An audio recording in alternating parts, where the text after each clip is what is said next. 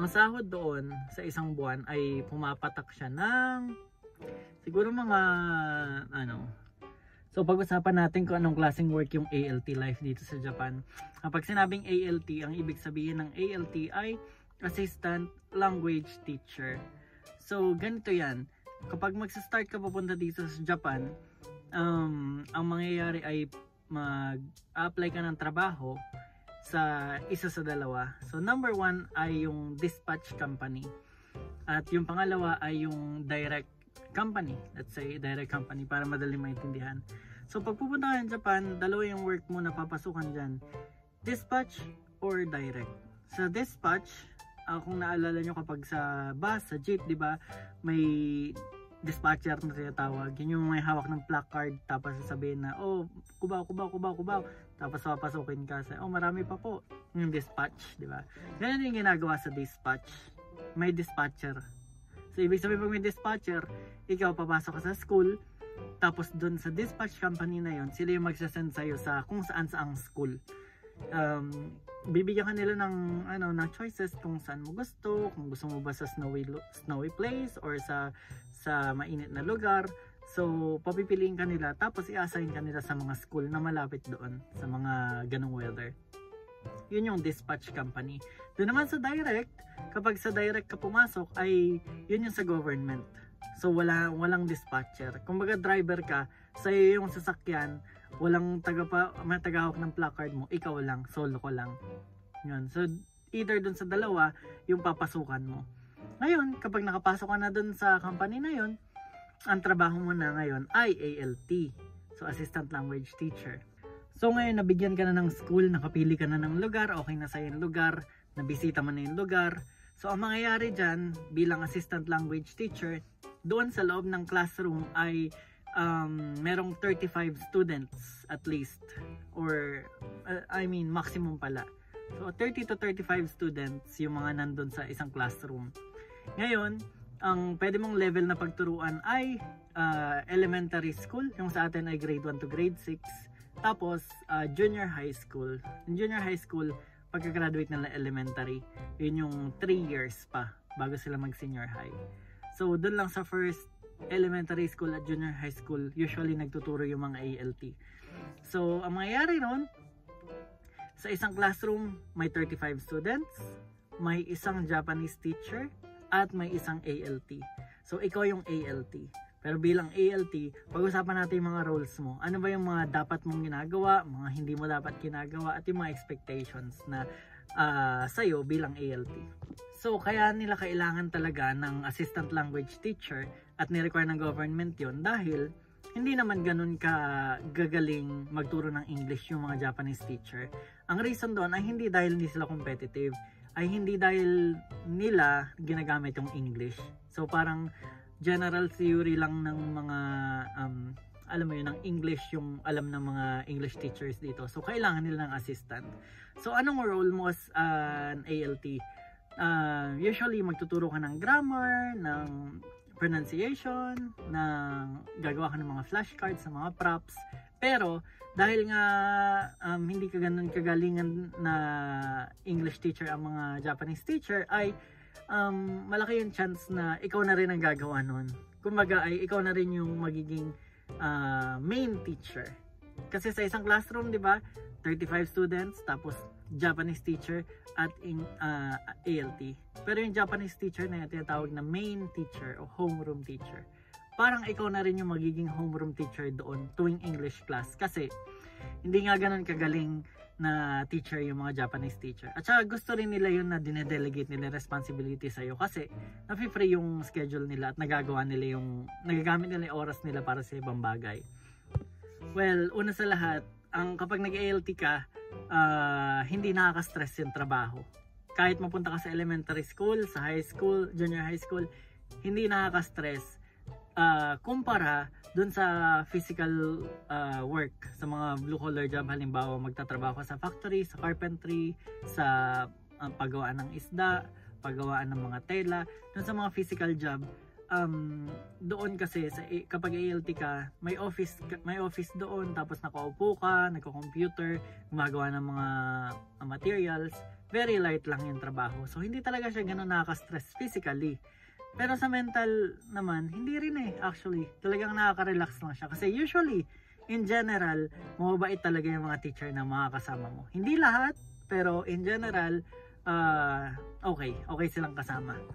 Kapag ALT ka, napakaraming free time. Lalo kapag nasa junior high school ka. Diba sinabi ko kanina, either elementary school or junior high school yung pagtuturuan mo. Kung gusto mo na mas maraming free time, piliin mo na mapunta sa junior high school. Ngayon, kung gusto mo naman talagang passion mo talagang magturo, na-enjoy mo yung magturuan yung mga bata, mas maganda sa elementary school ka. Kasi mas marami kang involvement na mangyayari sa iyo ron. Kasi madalas kapag nasa elementary school ka, ikaw na talaga yung main teacher. Parang nagkakapalit. Diba sinabi ko kanina, Japanese teacher at assistant. Ngayon ang nangyayari, parang ikaw na yung main teacher, tapos yung Japanese teacher na yung nagiging assistant. Ganon yung system sa elementary school. Kung gusto mo maraming free time kagaya ko, piliin mo lagi ang junior high school dahil marami kang magagamit sa oras mo. Swabe din yung mga holiday kapag ALT ka kasi mapipili mo yung Saturday, Sunday, tapos halimbawa Monday, walang pasok, holiday. Tapos kung wala talagang klase, exam, pwede mong dagdagan yung leave mo. Tapos nagiging 1 week na siyang bakasyon na ikaw lang yung may ganon. Kumbaga parang nagkaroon ka ng holiday na para sa'yo lang talaga. Gagawa mo yung gusto mo, pwede kang magbakasyon. As long as wala ka naman talagang kailangan gawin sa school. Okay yun. Isa to sa pinakamalupit kasi dahil sobrang dami mo nakakasalumuhang tao, mga bata, mga high schooler, pati mga nanay, mga teacher, sobrang dami mo may build na connection. Kung minsan mga naging kaibigan mo, naging network mo, lalo kung magaling ka talaga sa communication, ganun, maganda yung communication skills mo, makaka-build ka talaga ng empire dito kung businessman ka man.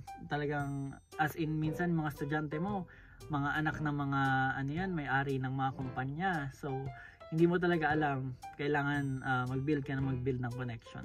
Siguro pinaka maganda na part ng pagiging ALT ay talagang in general nga, kagaya sinabi ko kanina, mababait lahat ng mga teachers. Kasi parang as a foreigner na pupunta dun sa isang school, alam nila yung struggle mo na mag-isa ka lang doon tapos hindi ka marunong magsalita ng Japanese.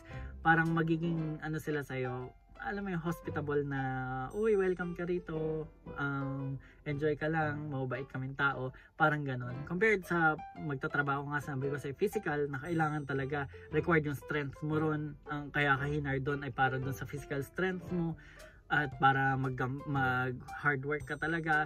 Sa mga ganon, makikita mo talaga yung difference ng pagiging ALT. So yun is isa sa mga pinaka good aspect. Okay, ngayon pag-usapan natin yung mga pangit na bagay sa pag-ALT. Number 1 dyan ay una-una sa lahat, kung gusto mo talaga yung ginagawa mo, well, hindi ang ALT ay para sa'yo. Tama ba yung Tagalog ko? Kung gusto mo talaga yung pagtuturo, halimbawa, let passer ka sa Pinas tapos mag-apply ka dito sa Japan as ALT, hindi ALT ang mag-fulfill ng mga pangarap mo. Sorry. Kasi, hindi talaga niya na mo na-feel yung lalo halimbawa nasa junior high school ka, ang ibig ko lang sabihin ay parang hindi mo magawa yung mga gusto mong gawin. Una sa lahat dahil under ka nung Japanese teacher.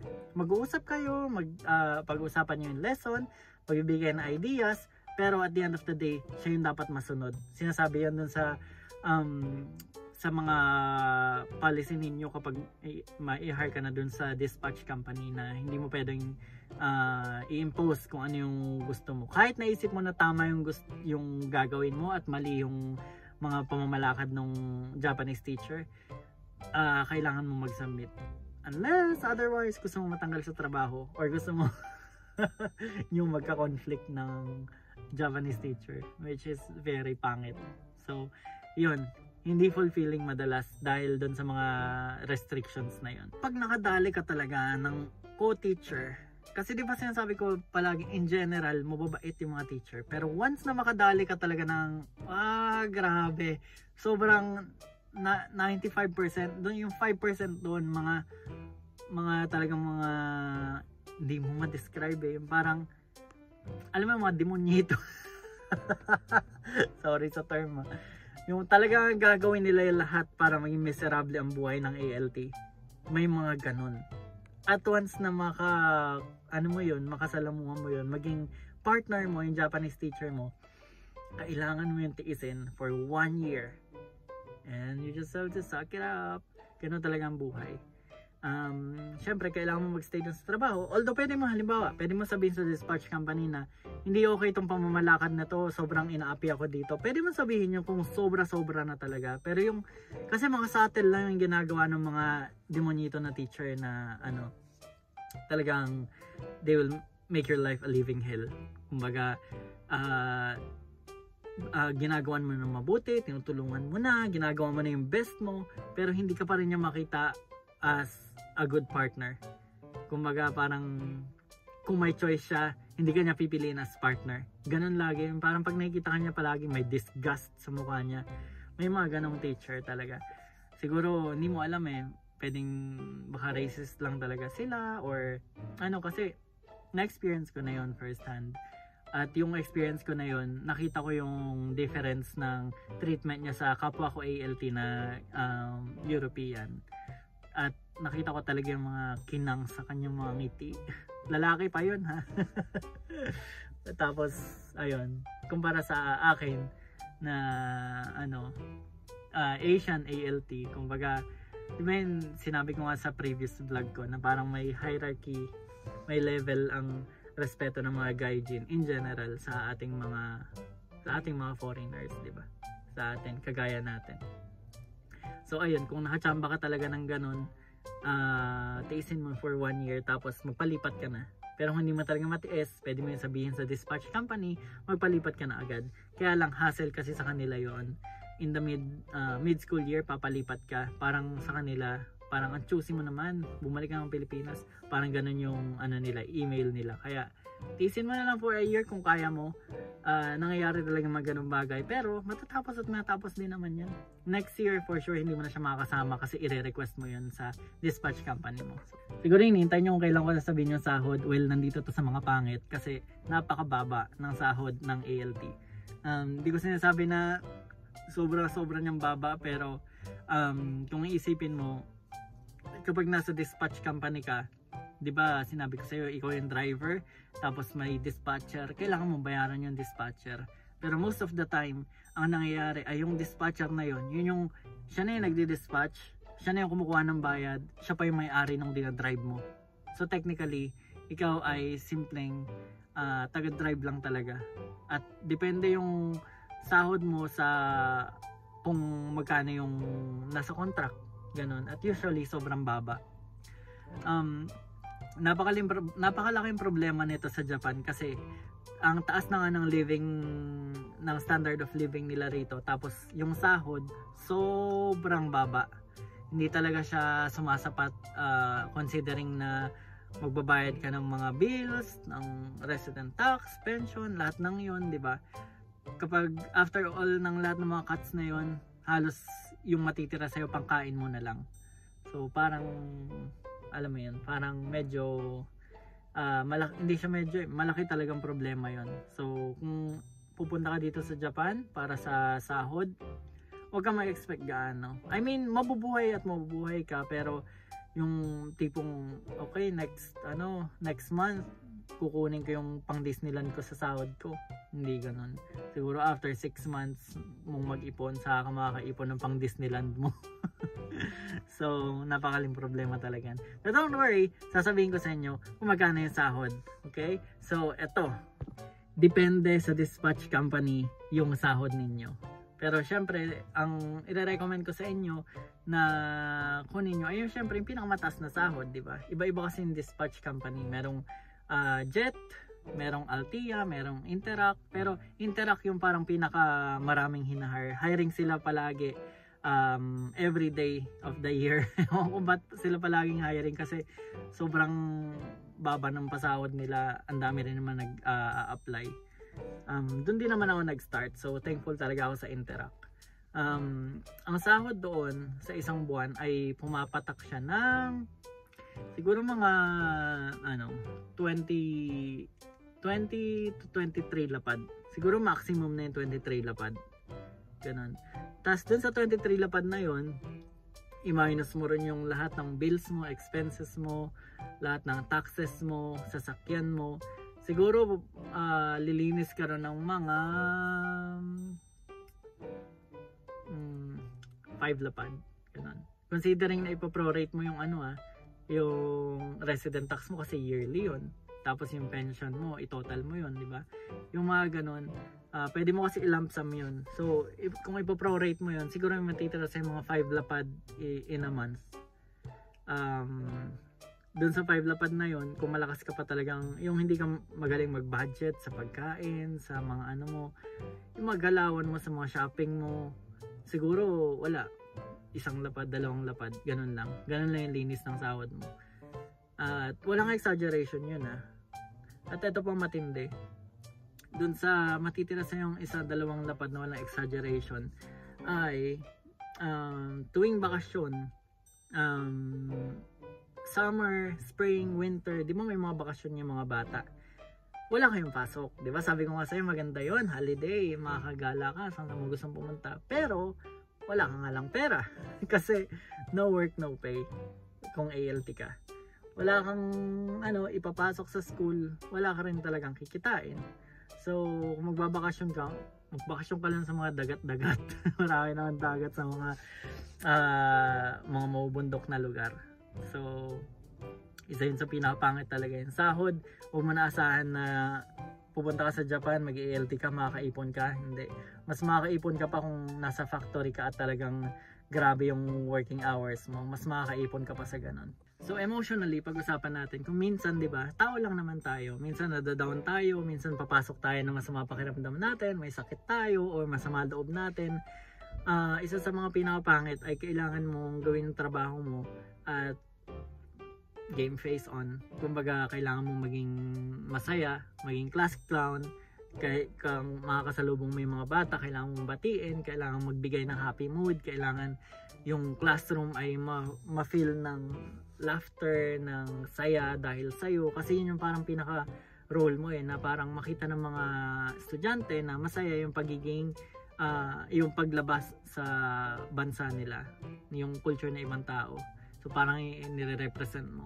So bilang ALT, kailangan ganun ka palagi. Hindi porke masama yung mood mo, bawa ay late ka nagising, may hangover ka, pasok ka sa work, kailangan smile ka pa rin pag pupasok ka. So isa yun sa mga minsan nakakapikon na. Kasi alam mo yun, parang minsan gusto mo lang mag-autopilot sa work pero hindi pwede. Dahil nga yung mga bata, kailangan nila ng interaction, kailangan nila ang ALT na masigasig. At ikaw yun. Di ako. Siguro last na lang ito ng pinakapangit sa pag-ALT. Para naman, di ba, mabuhayan tayo. Ang last na lang ay wait lang, may pulis na dumating dito sa chine-check nila. Chine-check nila kasi nakapark ako dito sa dagat. Chine-check nila yung lugar dito kasi may mga free parking. Ayan. So ayan. Ayan yung dagat, ayan yung mga parking. So chine-check lang nila kung ano meron dito. Ewan ko, baka i-check din ako nito. Mukha ba akong mandarambong? So, last na siguro ang pag-uusapan natin about sa pangit na bagay ay yung mga Hapon at yung mga Pinoy, kung paano, di ba kapag pupunta yung mga bata, ang aasim, tapos mga pawisan, lalo pag galing PE, ganun na ganun din dito. Minsan walang hugas-hugas ng kamay, bigla ka na aapiran. Pero syempre, kailangan mo apiran kasi interaction nyo yun di ba? Hindi mo pwedeng sabihin na, oy, maghugas ka muna ng kamay, di ba? Tipong nagtatakbuhan sila galing pabalik ng school, galing PE, ay humahalimuyak ang talagang di mo malaman amoy digmaan talaga. So ayun, isa yun sa mga bagay na pangit sa pagiging ALT kasi kahit anong linis mo, madudumihan ka talaga dahil dun sa mga bata, lalo sa elementary school. Maglalaro kayo, di ba? Hahawak-hawakin sa mga t-shirt mo, tas ang dudugyot ng kamay. Ganon din. Walang pinagkaiba kung ano sa Pilipinas, ganon din dito sa Japan. Alright, so pag-usapan naman natin yung mga bagay na bawal mong gawin bilang ALT. So number 1 na parang pinaka-important rule ay kahit teacher ka, gusto mo magsaway, ay hindi mo pwedeng sawayin yung mga bata. Ang reason behind doon ay ang role mo bilang ALT ay assistant. So kahit gaano pa katama or gaano pa katama yung naisip mo na dapat sawayin yung mga bata, ay hindi natin pwedeng gawin yun bilang ALT. So dapat ay palagi lang tayong nag-encourage, nagsasabi ng mga positive na bagay, at yung pagdidisiplina ay ililive natin yon para doon sa sa Japanese teacher. So sinabi ko sa inyo kanina na okay lang naman mag-leave, tapos alam mo sunod-sunod mo yung leave mo kasabay ng mga long holiday para magkaroon ka ng mahabang bakasyon. Okay lang yon. Granting na wala ka talagang klase. Halimbawa exam ng mga bata or school trip ng mga bata, pwede ka mag-leave. Pero kung may klase ka, kung may lesson na maapektuhan kahit isa lang, ay hindi maganda na mag-leave ka. Bawal na mag-leave ka kasi parang nineneglect mo yung duty mo as ALT. So yun yung mga dapat natin bantayan kung nagpa-file tayo, nagpaplano tayo magbakasyon. Kagaya doon sa hindi pagdidisiplina ng mga bata, ay hindi tayo ini-encourage na makipag-argue sa lesson planning sa homeroom teacher. Kahit naisip mo mas better idea mo or mas better na dapat gawin yung or mas hindi dapat gawin yung isang bagay pero gustong gawin ng Japanese teacher, ay dapat hindi tayo mag-argue ron. Dapat natin kakampihan palagi yung homeroom teacher. Ang reason behind doon ay logically gusto natin ng peace and harmony as professional teachers, di ba? Kasi isipin mo, kahit naman gusto mo yung best para dun sa estudyante, halimbawa nga, pinilit mo yung gusto mo, nabigay mo yung best para sa estudyante, which is yung role mo talaga. Pero, imagine mo yung welfare mo after noon na hindi kayo okay ng homeroom teacher dahil hindi mo nga siya sinunod. Tapos for 1 year, nagkakanda conflict kayo dahil doon. At parang iniisip niya na ini-usurp mo yung authority niya, na parang ikaw pala may teacher, o di ikaw na. Yung parang masasaring mo pa yung ego niya. So wag na, mag-live in harmony na lang tayo. So ano naman yung mga dapat mong gawin bilang ALT? So habang nag-ALT ka, di ba marami kang free time, sinasabi ko sa'yo.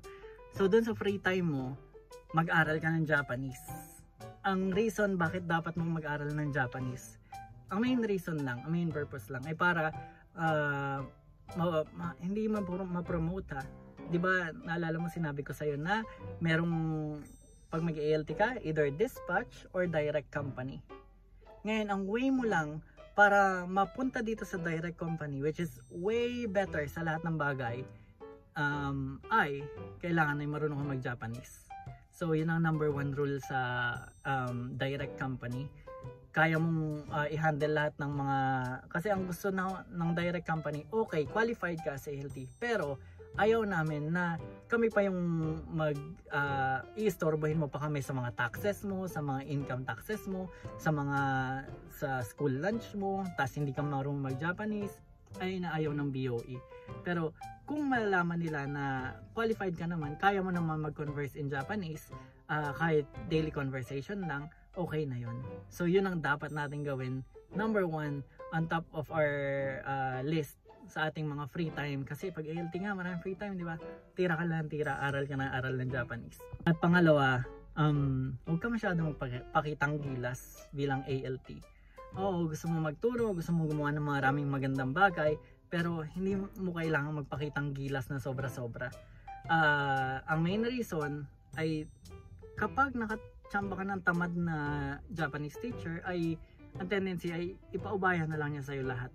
Maraming tao, maraming kind ng teacher na gusto yun, siguro gusto mo, pero marami rin naman teacher na napapasubo, di ba? Nung magpapakita ka ng first impression, dapat todo-todo, dapat malupit, ganun. Tapos pagdating ng inasahan ka na talaga ng magaling pala to, siya na lang pala lahat. Tapos may mga times na iiwan ka na lang talaga yung Japanese teacher. As in 1 whole period, for 1 whole year, ikaw lang at ikaw ang gagawa nun. Lahat ng planning, lahat ng lesson, lahat ng teaching, ikaw lahat ang gagawa nun. So, hindi na niya ginagawa yung trabaho niya bilang Japanese teacher. Pero, bayad siya ng doble, triple pa ng sahod natin, di ba? So unfair naman yon, pagod ka at yung time na dapat para sa iyo, ginamit mo na sana sa pag-aaral ng Japanese, di ba? So huwag ka masyadong bibo, hindi kailangan masyadong bida dahil hindi tayo maghintay pagmana ng kumpanya. Maganda pala tuwing break time mo, tuwing lunch time mo, or tuwing may vacant ka at nababagot ka ng kakaaral ng Japanese, maganda na pumunta ka dun sa mga special section. Yung special section dito ay yung mga disabled na estudyante, yung mga may mental, alam mo yun, mahina yung mga ano nila, mental capacity nila, or may mga pilay, or alam mo yun, mga mahiyain, or yung mga gaijin, mga foreigner, andun sila, halo-halo sila roon. At ang sweet ng mga bata na yun kasi hindi sila talaga nakakuha ng proper English lessons eh. So kung pupunta ka dun sa classroom nila, sobrang saya nila na kausapin ka. Gusto nila may pag-usap ng English at hindi yun lahat mga mahihina. Talagang marami doon na nahihiya lang, walang confidence. Pero kapag andun ka, nasusupport mo sila, parang alam mo yun, very fulfilling yun at sobrang genuine talaga ng mga batang yun. I mean, kumpara dun sa may pag-usap ka sa mga normal students, ano na yun eh, given na sa kanila yun eh. Meron silang Japanese lesson araw-araw, English lesson araw-araw eh. Pero yung mga napagkaitan, kung nabibigyan mo sila English lesson, sobrang laking impact ang mabibigay mo dun sa mga batang yan. Fulfilling din sa atin yan. So last na lang ang dapat mong gawin kung nag-work as ALT. Kasi maraming ang ups and downs yan, ups and downs. Pero yung mga estudyante, isipin mo na lang na mga kamag-anak mo sila. Yan, mga pinsan mo, mga anak mo, ganun, mga pamangkin mo, ganun. Enjoyin mo na kakapag-usap sila sa'yo kasi yung difference na hindi mo makita ngayon, pero kahit hindi English, yung tipong nahihiya silang magsalita, magkamali, pero na-push mo sila at some point na nagsalita sila ng English, kahit man lang my name or I like anime, yung mga simpleng word lang na trinay nila dahil sa'yo, sobrang fulfilling nun. So isipin mo lang, enjoyin mo yung trabaho mo, huwag ka na mag-focus o mag-dwell dun sa mga negative, mga pangit na bagay sa pag-ALT, pero enjoyin mo lang ang buhay. Make a difference kasi yun naman talagang role mo sa ALT ay parang isalamin mo na yung outside world sa kanila na maganda at kaya nila, di ba? So kung makakaroon tayo ng kahit katiting na difference sa buhay nila, sobrang fulfilling sa atin yun as ALTs. So kung nag-work ka as ALT, mag-work ka as ALT, siguro wag mo pa rin kalimutan mag-enjoy. Yun siguro ang last na masasabi ko kasi kasi ang baba na ng sahod natin eh, di ba? Malulungkot ka pa ba? Enjoyin mo na lang, di ba? At eventually, kung ginagawa mo naman yung best mo, ay gaganda at gaganda na rin naman yung buhay natin. Definitely hindi sa pag-ALT yung pera natin, pero magkakaroon tayo ng connections or magkakaroon tayo ng business ideas or magkakaroon tayo ng better opportunities in the future. So, ayun lang. Sana marami kayong natutunan dito sa pag-ALT. At kung meron kayong pag-usapan na trabaho dito sa Japan, kasi marami na rin yung pinagdaanan, i-comment nyo lang. Tapos, ito-try kong ikwento sa inyo kung ano yung ganong klaseng buhay dito sa Japan. So, maraming salamat sa panonood at sana marami kayong natutunan dito sa pag-ALT. At kung gusto nyo mag-ALT, i-visit nyo lang yung mga link dyan sa comment box. Nilagay ko dyan yung mga dispatch na pwede nyong applyan. At once na nakapag-apply na kayo sa dispatch, alam nyo na yung gagawin nyo, di ba? Aral ng Japanese, tapos apply ng direct. Yun. Tapos manood ng mga video ko. Yun lang. Like and subscribe. I-like nyo pala yung Japan, J-A-P-A-N-N-E. Sa asawa ko yan na YouTube.